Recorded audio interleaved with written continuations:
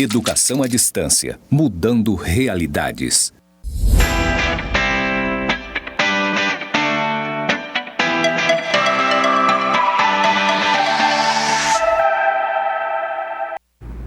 Saudações, bem-vindo à disciplina, ao curso de Tecnólogo Gestão Pública.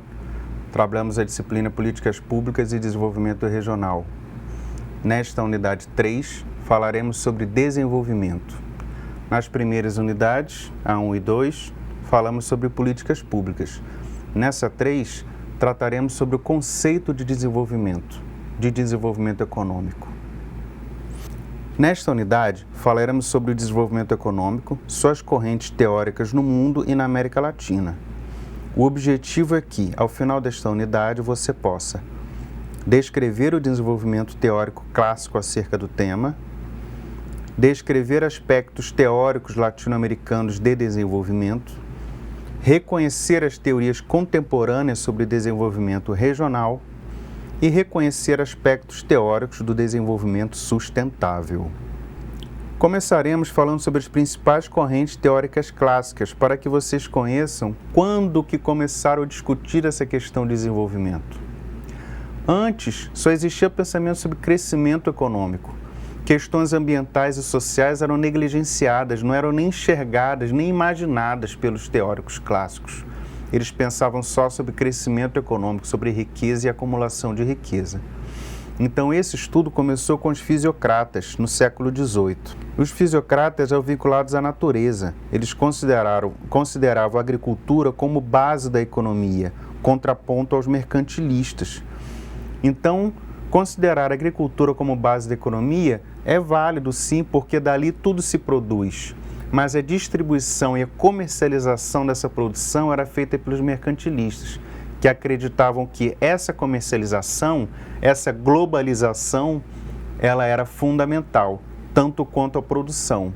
Então, uma pequena briguinha de egos. Os dois eram muito importantes para o desenvolvimento econômico mundial naquela época. François Quesnay, 1694 a 1774, foi o principal pensador desta corrente fisiocrata.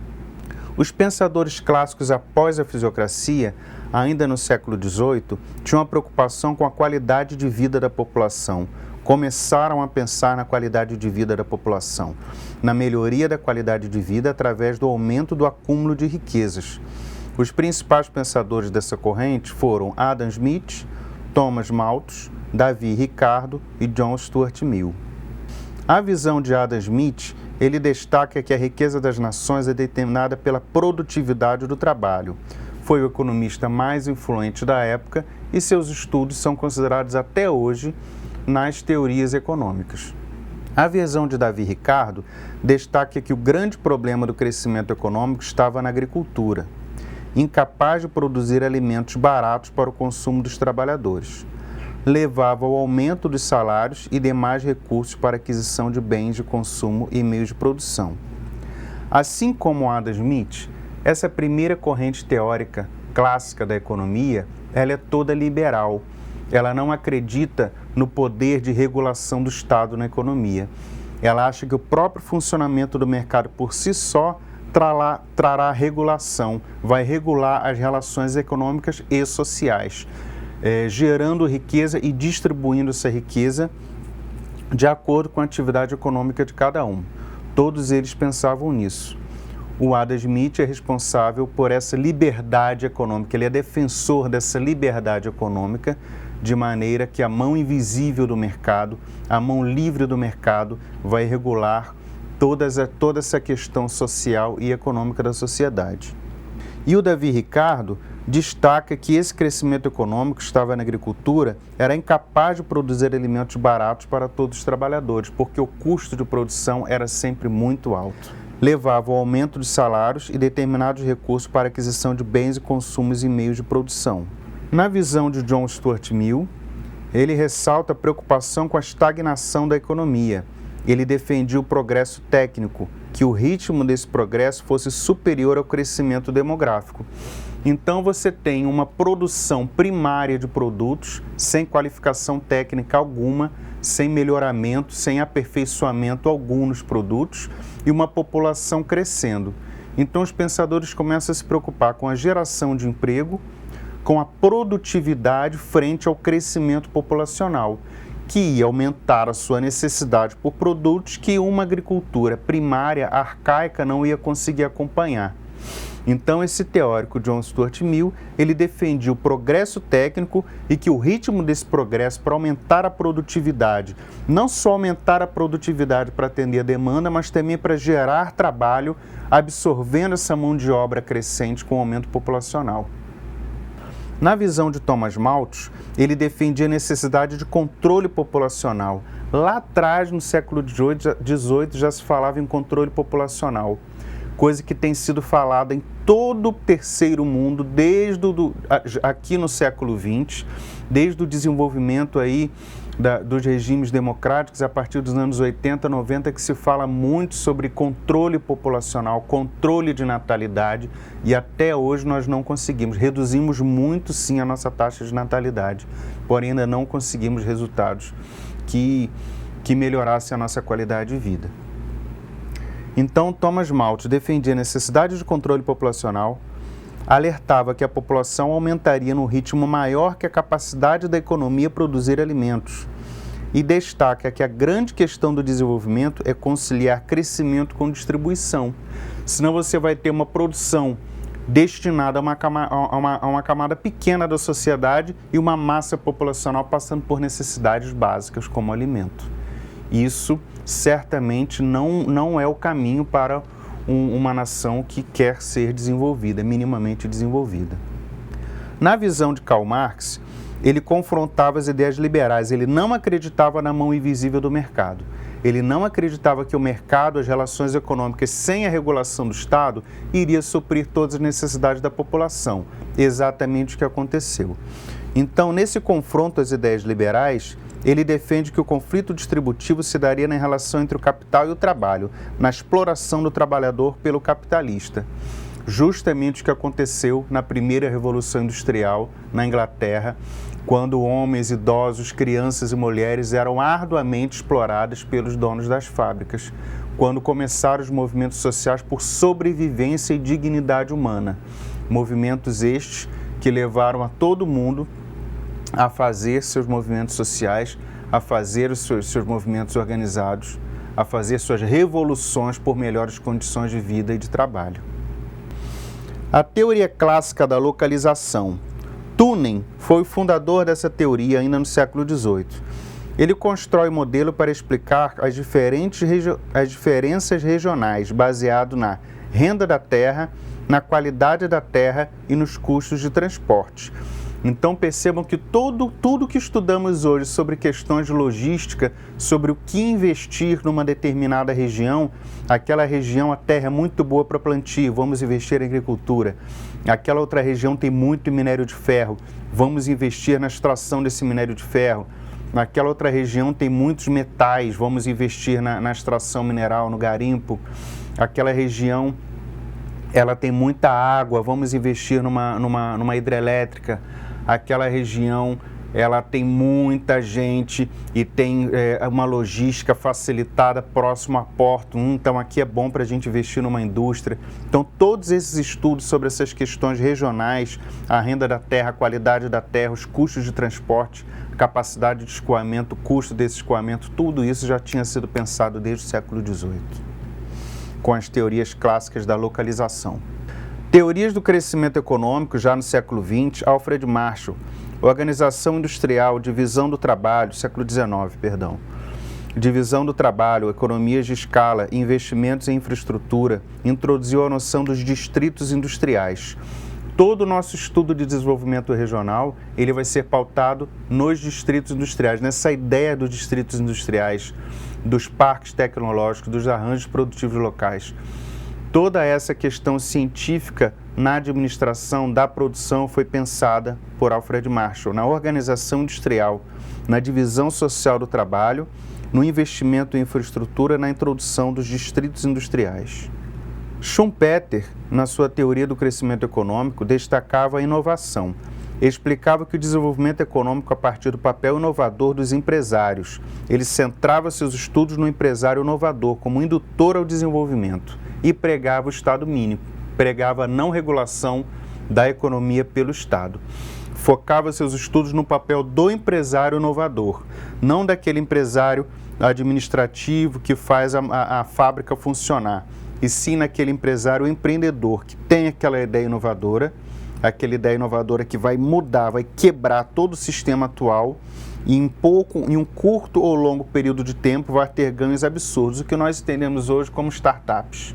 Ela pode levar um pequeno tempo, um tempo um pouco maior, mas é uma ideia inovadora, algo que não está acontecendo. Schumpeter desenvolveu toda a sua teoria a partir disso. Teorias do crescimento econômico, John Maynard Keynes, ainda no século XX. A abordagem dele era macroeconômica. Ele acreditava no pleno emprego e na capacidade do pleno emprego. Acreditava na importância da regulação da economia pelo Estado. Fatores do crescimento do investimento, impactos sobre a renda, o emprego e intervenção do Estado na economia. Ele não acreditava que o Estado deveria ser uma empresa estatal, e sim acreditava que o Estado deveria sim intervir na economia, induzindo atividades econômicas, investindo na realização de determinadas atividades econômicas em busca do pleno emprego e do bem-estar da população. Nas duas revoluções industriais, a matriz energética era baseada em combustíveis fósseis, carvão mineral, vegetal e petróleo. O abrupto desenvolvimento do sistema capitalista com base na exploração descabida de recursos naturais e força de trabalho humana, mulheres, crianças e idosos em péssimas condições de trabalho, péssima remuneração e nenhum direito ou garantia. Nesse contexto foi desenvolvido o sistema capitalista de produção. Justamente no período de afirmação dos Estados Unidos como potência econômica mundial, a doutrina liberal ruiu, se mostrou insustentável e não confiável ao não resistir à crise de 29, com a quebra da Bolsa de Nova York. Em outubro do mesmo ano, acabou com as certezas de segurança do laissez-faire, que é um termo desenvolvido lá na época do Adam Smith, que era justamente deixe livre, deixe fazer. Uma economia livre, sem regulação do Estado, um Estado mínimo, desde que a mão invisível tome seu rumo e vai regular as relações sociais e econômicas de produção, o que não aconteceu. Essa quebra na Bolsa de Nova York levou à reconfiguração política de Estado frente ao sistema capitalista em expansão nos motores do Fordismo. A partir de 29, os Estados Unidos reduziram a compra de produtos estrangeiros e suspenderam empréstimos a outros países, ocasionando uma crise mundial sem precedentes. Quebra de indústrias e empresas diversas, altas taxas de desemprego, redução drástica da oferta de crédito e demanda de produtos estrangeiros. Eleito em 1932, auge da Grande Depressão, a Depressão de 30, o presidente Franklin Delano Roosevelt propôs o chamado New Deal, que é o novo acordo. Redução das mazelas, ele é voltado à redução das mazelas sociais, que na Grande Depressão, com as empresas quebrando, algum capital foi acumulado pelo empresário, mas a massa de trabalhadores fica na rua desempregada e passando fome. Então foi uma época bastante difícil. Então as políticas do Roosevelt foram voltadas à redução das mazelas sociais. Foram então implementados uma série de programas entre 1933 e 1937 que conciliavam políticas econômicas e sociais, criando assim as bases do que viria a ser chamado Welfare State, o estado de bem-estar social, que durou parte do século XX. E foi construído com base nos estudos do economista inglês John Maynard Keynes.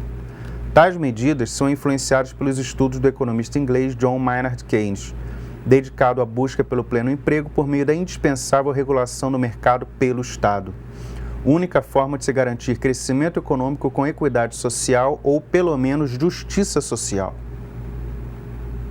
Pela primeira vez, o Estado passa a regular o mercado e cuidar do bem-estar social, certo de ser um investimento e, dessa forma, alcançar o verdadeiro desenvolvimento econômico. A partir daí, a questão social passou a ser fator fundamental aos indicadores de desenvolvimento, e o debate sobre o nível de intervenção do Estado na economia continua até os dias atuais. Hoje nós temos nossas agências reguladoras. Então, Quando uma empresa exerce alguma atividade econômica danosa ao meio ambiente e o Estado vai lá e trava ou multa, parte da sociedade apoia, parte diz que não, que o Estado está atrapalhando o desenvolvimento econômico do país, né? Então o Estado ele tem que agir protegendo seu povo, protegendo seu território. E ele precisa ser enérgico nessa proteção, porque muitas atividades econômicas elas agravam drasticamente tanto o ecossistema, o meio ambiente, quanto a sociedade que ali vive. Temos aí tragédias e tragédias ambientais causadas por atividades econômicas em que o Estado interveio e, por vezes, não foi enérgico tanto quanto deveria. E aí você tem uma atividade econômica que está indo super bem, mas você tem uma sociedade e um meio ambiente devastados. Stiglitz, em 2002, teórico neo-keynesiano, com base em críticas neoliberais, afirma que a discussão não deve ser sobre o envolvimento ou não do Estado na economia, mas como ele se envolve, pois países desenvolvidos têm estados enérgicos e ativos em todos os segmentos da economia. A proposta keynesiana é que o Estado regule as atividades econômicas e não as execute. Dessa forma, ficará leve e enérgico para controlar as atividades econômicas para que não causem danos sociais nem ambientais. Agirá dessa forma, estimulando o crescimento econômico com justiça social e equilíbrio ambiental. Na década de 70, houve crise no mercado petrolífero mundial, o que afetou drasticamente a economia de todo o globo. O modelo fordista e o Estado protetor foram profundamente abalados, surgindo a partir daí mudanças radicais nos modelos técnicos políticos e técnico-produtivos, surgindo o neoliberalismo como novo paradigma técnico-político e o toyotismo como novo paradigma técnico-produtivo, ou modo de produção flexível. Na mesma época, com as grandes catástrofes ambientais causadas pela exploração de recursos naturais e pela Revolução Verde, movimentos ambientalistas começaram a chamar a atenção. Assim, chegamos ao final do século XX e início do XXI desenvolvendo conceitos como ecodesenvolvimento e desenvolvimento sustentável, formas de pensamento que propunham o desenvolvimento com conservação, uma exploração econômica que não comprometesse as gerações futuras. Na América Latina, a Organização das Nações Unidas, ONU, criou em 1948 a Comissão Econômica para a América Latina e Caribe, chamada CEPAL. Tinha como objetivo a realização de estudos em prol do desenvolvimento da região, e assim gerou a teoria do estruturalismo latino-americano, que contribuiu para o entendimento das principais causas do subdesenvolvimento e o que poderia ser feito para superá-lo. Foi uma época em que correntes de pensamento diversas diziam que o subdesenvolvimento era um caminho para o desenvolvimento, que nós estávamos no caminho. Tanto que de tempo para cá nós nos tornamos países em desenvolvimento. Não somos mais subdesenvolvidos ou terceiro mundo, o que é uma falácia. O subdesenvolvimento não é um caminho para o desenvolvimento, e sim um projeto muito bem elaborado para que continuemos a ser subdesenvolvidos. No caminho em que estamos, jamais chegaremos ao desenvolvimento. Por ser um projeto, não uma consequência de mazelas sociais, não uma consequência de crises mundiais. Nós tivemos aí a crise de 29, onde o país era o Brasil era um país agrário exportador. Passamos pela crise do petróleo, onde estávamos aí iniciando com uma indústria em desenvolvimento, não uma indústria nova, que nossa indústria vem desde a década de 50, com Petrobras, com Vale do Rio Doce, com a CSN, Companhia Siderúrgica Nacional. Então nós temos aí na década de 70, vínhamos crescendo, mas tivemos essa crise mundial, passamos pela crise drástica dos anos 80, passamos agora por outra crise em 2008. Então, essa condição de subdesenvolvimento, ela não é um caminho para chegar ao desenvolvimento. Ela é um projeto muito bem elaborado pelos governantes vinculados a outros países e a potências multinacionais, potências empresariais multinacionais.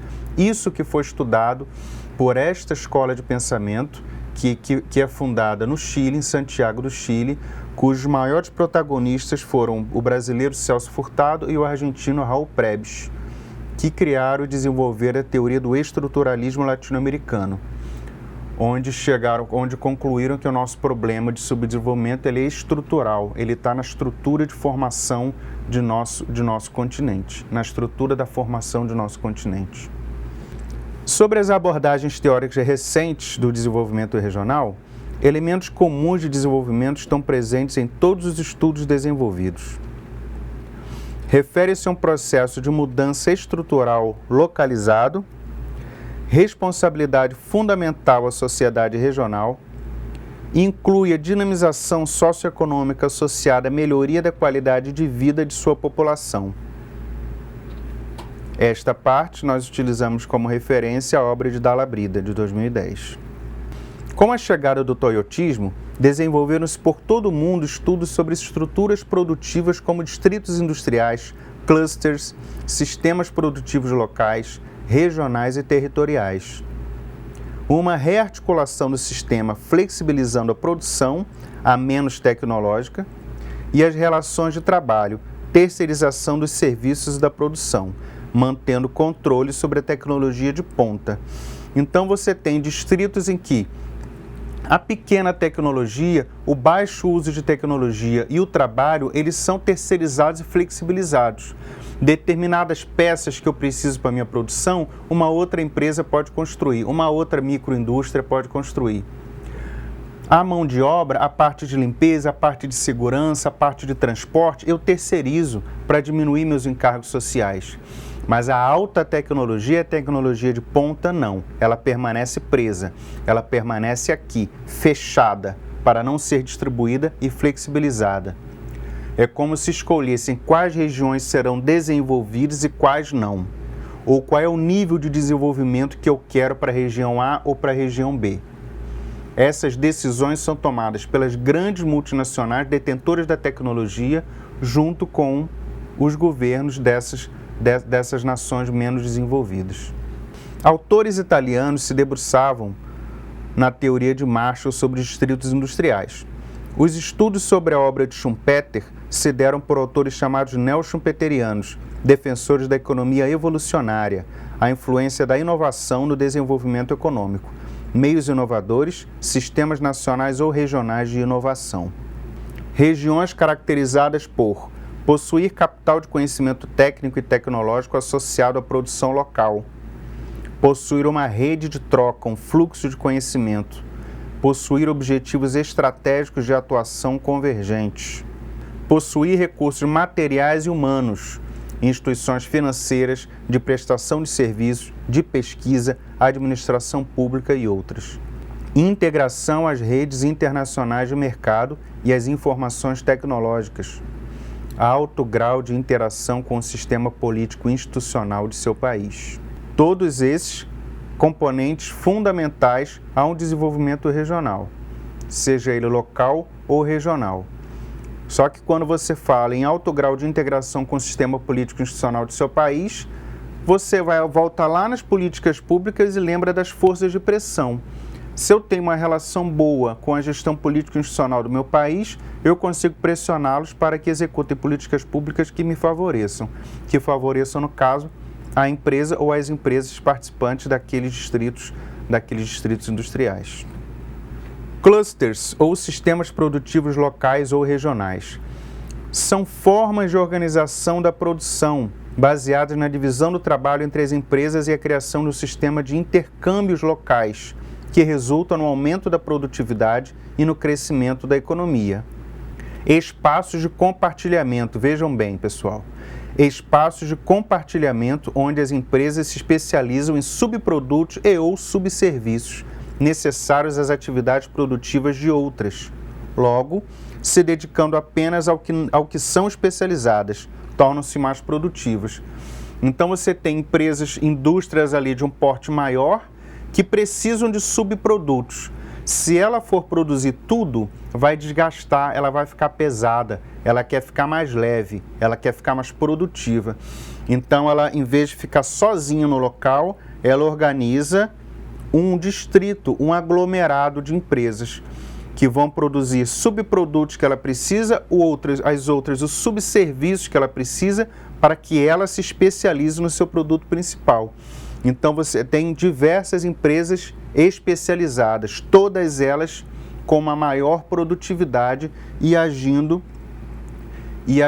numa forma de colaboração, numa forma colaborativa uma com a outra. O termo arranjo produtivo local é tido como a aglomeração de um número significativo de empresas que atuam em torno de uma atividade produtiva principal, bem como as empresas correlatas e complementares, em um mesmo espaço geográfico. Também se articulam, interagem, cooperam e aprendem entre si, além de acessar toda a estrutura produtiva citada anteriormente, escolas técnicas, bancos, assistência técnica, instituições de pesquisa e demais serviços. Então vejam que esses arranjos produtivos locais, eles não contam apenas com as empresas, eles precisam de todo um aparato social garantido por políticas públicas, que são bancos com a disponibilidade de crédito, são as instituições de ensino e de pesquisa, para que esses problemas técnicos vão para lá, sejam trabalhados em espaços pedagógicos como incubadoras de empresa, como centros tecnológicos. Tudo isso são aparatos que políticas públicas voltadas ao desenvolvimento regional disponibilizam para esse arranjo produtivo local, para esse aglomerado, para esse distrito industrial. Essa flexibilização e rapidez no fluxo de informações trouxe uma nova configuração na divisão espacial do trabalho, onde a migração de firmas, unidades de produção, prestadores de serviço, fornecedores de matéria-prima e trabalhadores fez surgir novos negócios e produtos, com novas formas de trabalho, inclusive o remoto, abrindo oportunidades e, ao mesmo tempo, alargando abismos sociais. Percebam que toda discussão em torno do chamado desenvolvimento se prende a questões econômicas, de cunho economicista. Porém, um ator transcendeu esse enfoque teórico, mostrando que o maior e mais cruel entrave ao verdadeiro desenvolvimento é a falta das liberdades individuais. Amartya Sen, em sua obra Desenvolvimento como Liberdade, defende que a pobreza e privação ocorre tanto em países desenvolvidos como nos subdesenvolvidos, porém em escalas diferentes. Para o autor, o real desenvolvimento é um processo de expansão das liberdades individuais, eliminando a pobreza, a tirania, a carência de oportunidades econômicas, a privação social, a presença de nações repressivas, em suma, a falta de liberdades substantivas. Isso inclui boa alimentação, saúde e educação, meio ambiente saudável, oportunidades de lazer, liberdade de expressão, enfim, construção de um ambiente com democracia, igualdade e equidade. O economista brasileiro Celso Furtado, em sua obra Introdução ao Desenvolvimento, relaciona o conceito de desenvolvimento ao grau de satisfação das necessidades humanas, em consonância com a concepção de Amartya Sen, promovendo e oportunizando a liberdade de escolha a uma sociedade que, nessas condições, alcançaria a maturidade necessária para a tomada de boas decisões a partir de um modelo de desenvolvimento endógeno, um modelo de desenvolvimento que vem de dentro, endógeno, e não exógeno, que vem de fora. Como referência para essa unidade, utilizamos o livro Meio Ambiente Brasil, Avanços e Obstáculos, pós-Rio 92, e principalmente o livro de Valdir Roque da Labrida, Desenvolvimento Regional, porque algumas regiões se desenvolvem e outras não, além de outras referências. Voltaremos aqui bem breve nesse último slide para falar sobre esse desenvolvimento endógeno que trabalharemos melhor na próxima unidade. Quando o autor fala sobre desenvolvimento endógeno, ele fala sobre aquele planejamento das políticas públicas. Sempre que tratarmos sobre desenvolvimento, a política pública e o desenvolvimento regional, eles vão se coadunar, porque todas as políticas, as propostas de desenvolvimento, elas têm que ter sido planejadas, e esse planejamento ele só será efetivo de fato, ele só será eficaz em prol de um desenvolvimento local ou regional se a sociedade local, a que é atingida diretamente por esse problema público, participar desse planejamento. Se esse planejamento for endógeno, for de dentro para fora e não de fora para dentro, porque por mais bem intencionada que uma pessoa seja, que se ela fizer uma política pública para um local, se ela estiver lá de Brasília e fizer uma política pública para o interior do Amazonas, ela nunca vai saber como esse problema atinge aquele interior do Amazonas de fato, por mais intencionada que seja. Por isso, para a efetividade da política pública, é fundamental que o planejamento seja endógeno, seja de dentro para fora. Nas próximas unidades conversaremos mais sobre isso. Muito obrigado.